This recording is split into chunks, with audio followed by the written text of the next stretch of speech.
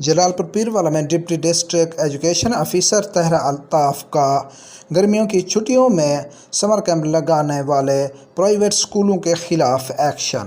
خلاف ورزی کرنے والے 2 اسکولوں کے خلاف کارروائی کی گئی۔ اس موقع پر 2 اسکولوں کے خلاف کارروائی کی گئی۔ ڈپٹی ڈسٹرکٹ ایجوکیشن آفیسر جلال پور میڈم طاہرہ الطاف کا کہنا تھا کہ حکومت پنجاب اور چیف ایگزیکٹو آفیسر ضلع ملتان کی ہدایت کے مطابق گرمیوں کی چھٹیوں کے دوران کوئی پرائیویٹ اسکول یا اکیڈمی سمر کیمپ نہیں لگا سکتی۔